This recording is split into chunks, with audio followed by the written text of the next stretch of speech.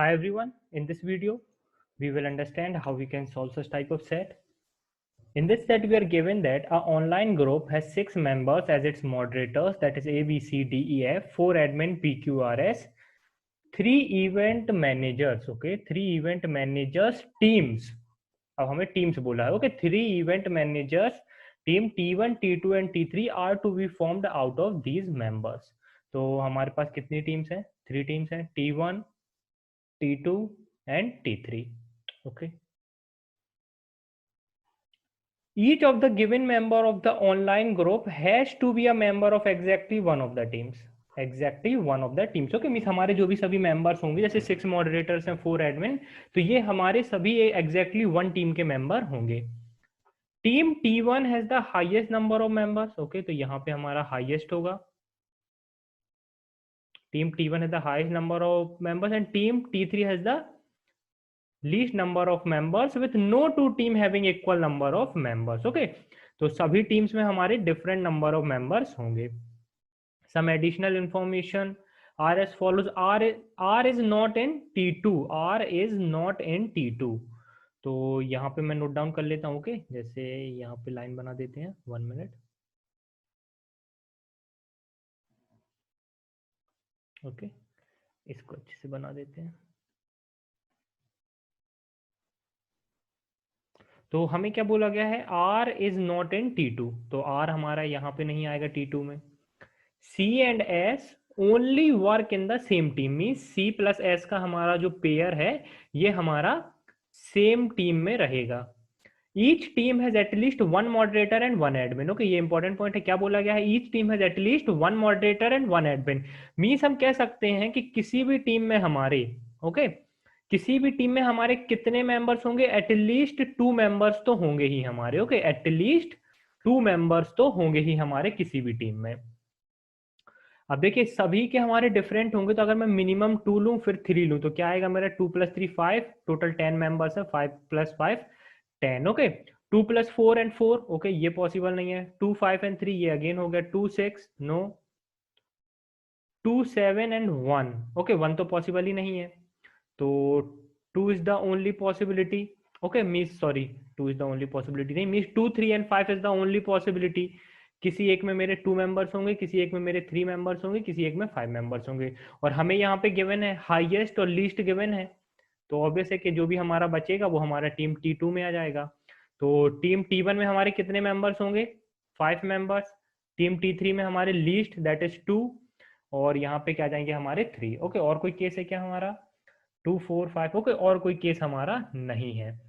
2 + 5 and 3 2 6, okay, कोई case नहीं है.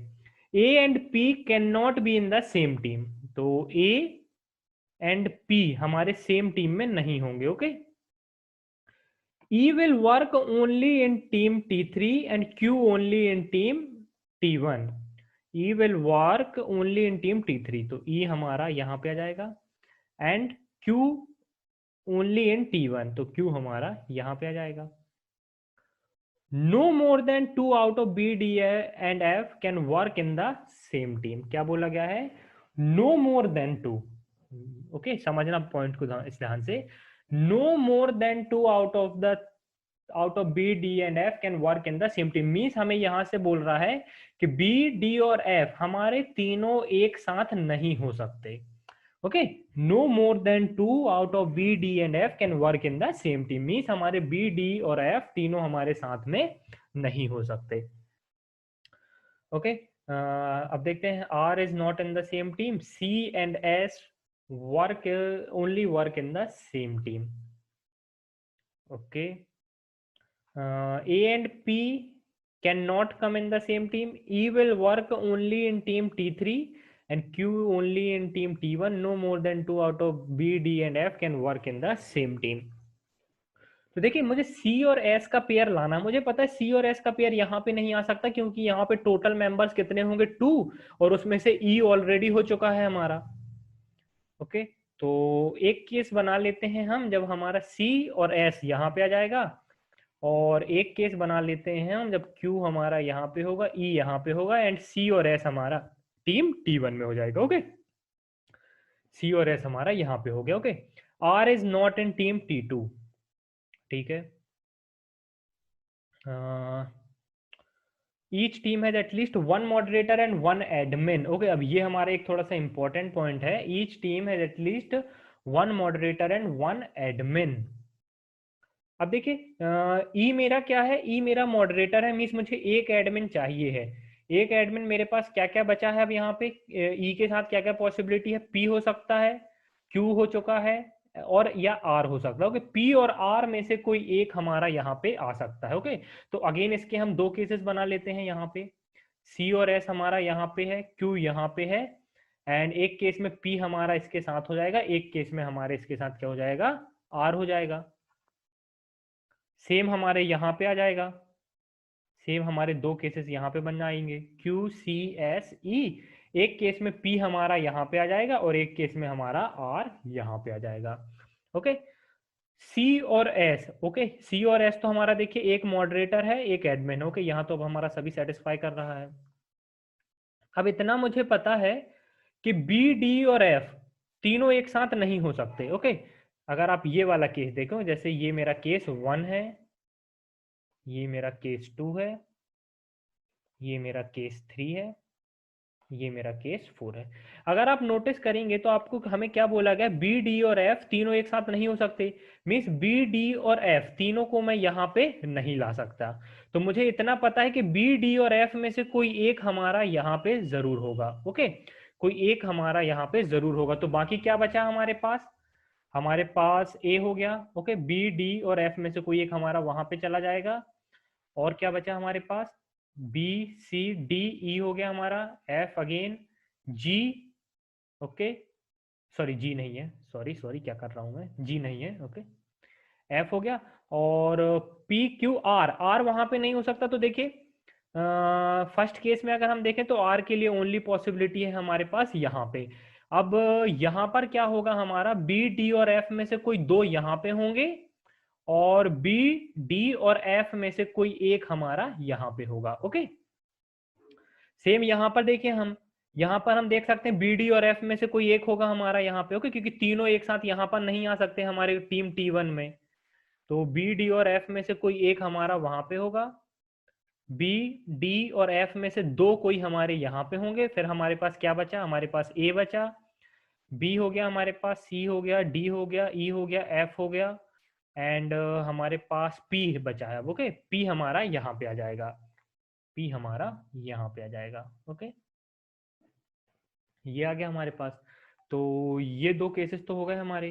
अब यहाँ पर एक चीज और हमें नोटिस करना है, हमें यहाँ पे क्या बोला गया था, ए एंड पी, क्या बोला गया था, A and P can not come in the same team. पर अगर हम देखेंगे हमारे केस 2 में ए और पी हमारे दोनों साथ में है, तो हम कह सकते हैं सेकेंड केस हमारा यहाँ से इरेज हो जाता है।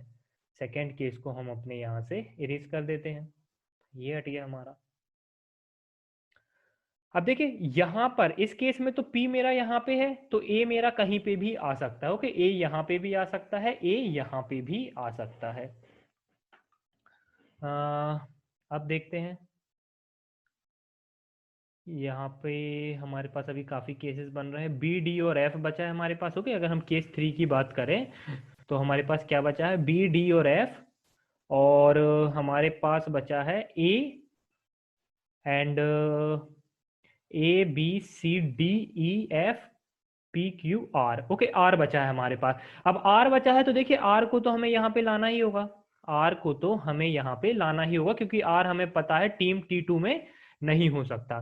तो आर हमारा यहाँ पे आ जाएगा। ओके, आर हो गया हमारा।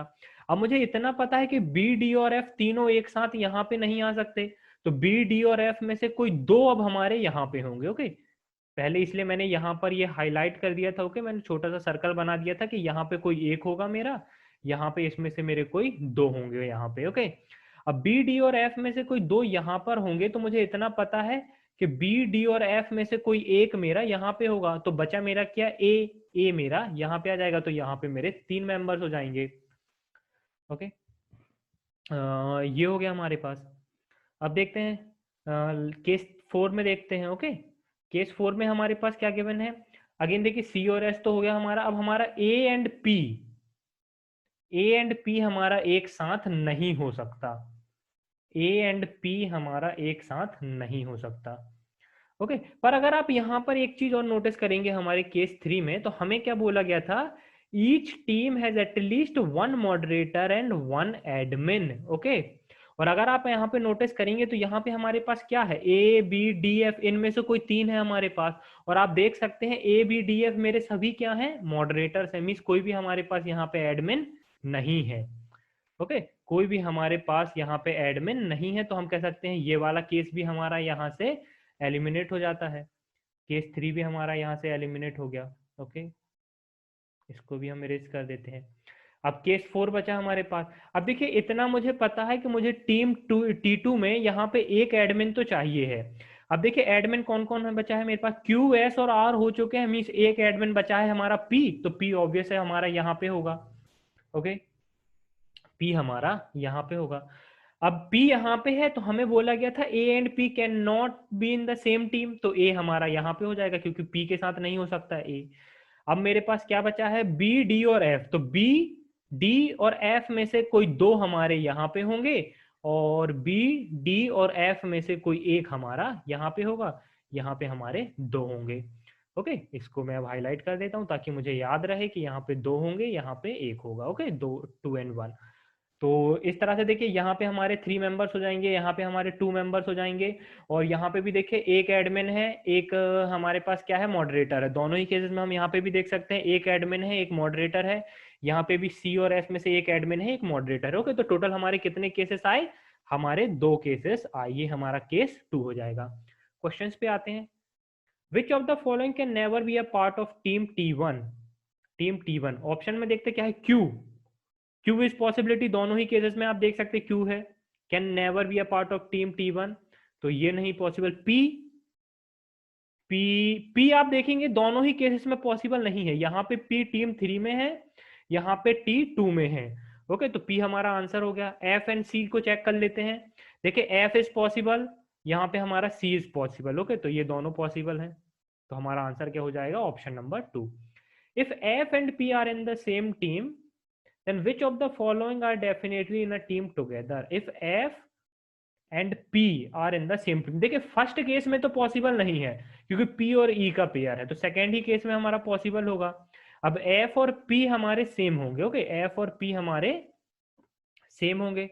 Okay R is not in team T2। Okay C and S, okay ये तो हमारा यूज हो गया। A and P ओके तो हमें पता है कि यहाँ पर क्या होगा, जैसे अब मैं यहाँ पे नोट डाउन कर लूँ अगर, तो यहाँ पे F और P होगा, यहाँ पे E और R होगा, यहाँ पे Q C S और A।